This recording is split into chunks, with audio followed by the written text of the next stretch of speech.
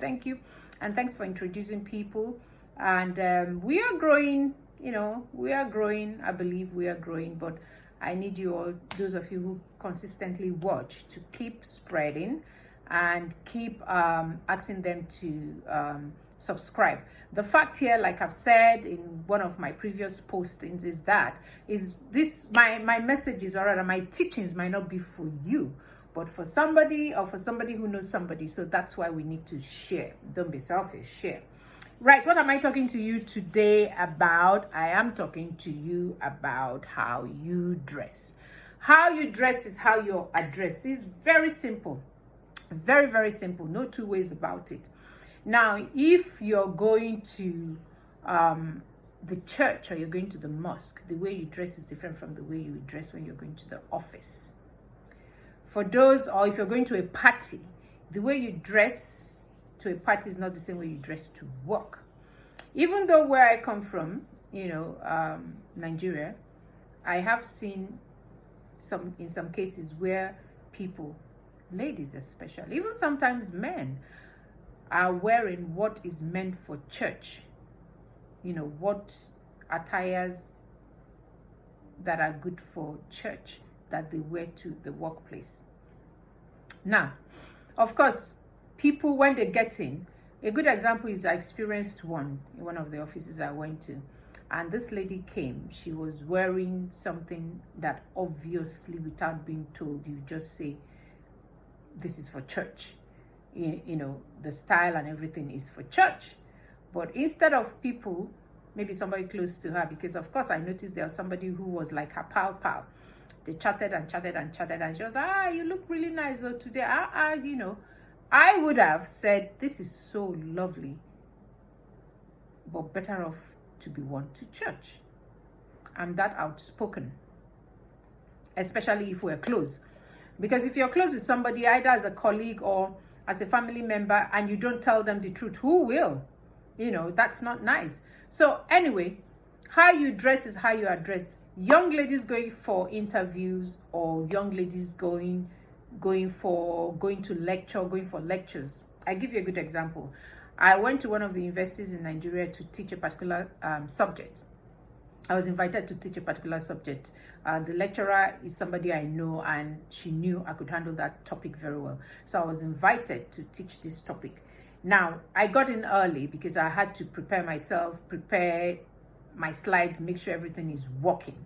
As I told you in one of my posts, I like to do visuals. I like to use visuals to teach, because I believe it's not everybody that takes in via word of mouth only, but people take in most when they visualize. They can see what you're teaching, and you get them to practicalize. So more or less the three aspects. So as I sat waiting and just reading through stuff, if your students start coming in, and a lot of them, they came in, I had about 70 students. Now, more than half of them were girls, ladies, and to be honest with you, the way they were dressed, it was as if they were going to the nightclub.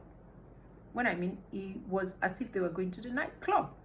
So, and I said, oh my God, is this what, or is this how these students, dress, and then some of them get sexually harassed? Because I believe how you dress is how you are addressed. In most cases, I'm not saying in all cases, but in most cases, you can't go about covered up and dressing sensibly and nicely and respectfully, and then you get people talking to you rubbishly. I have not seen that. I give you a good example again. I used to have a PA who if people, those who saw how this PA came to start working with me, the difference was just so clear. Now, before this PA was about 3-4 years with me, you could see the difference. The way this person packages themselves, that if I'm entering to see one top person, nobody stops this person, because the way the person is dressed doesn't look less, doesn't look like, so the way we dress is so very important. And the saying has always been there that the way you dress is the way you are dressed. The way you dress is the way the people speak to you. The way you dress is so very important because people see your dressing before you even open your mouth to talk.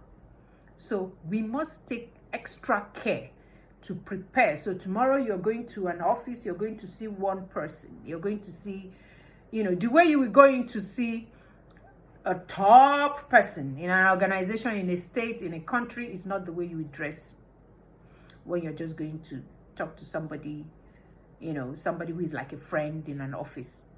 The packaging has to be different. I believe so much in that because, of course, I love fashion. I love clothes, and I tweak a lot. What I have from years ago, if I wear it now, in 2020, you won't believe I've had it for a very long time. So, and I believe in dressing to match the occasion. I don't believe in overdressing, neither do I believe in underdressing. Just being moderate. I don't believe in sometimes even blending in, because of course when you talk about blending in with my haircut, sometimes lower than this, sometimes colored, I don't believe in blending in. But the fact is, you dress to match the occasion, because how you dress is how you're dressed. I hope this makes sense to you. God bless and take care. See you again in my next post, and please keep sharing and asking people to subscribe. God bless. Bye-bye.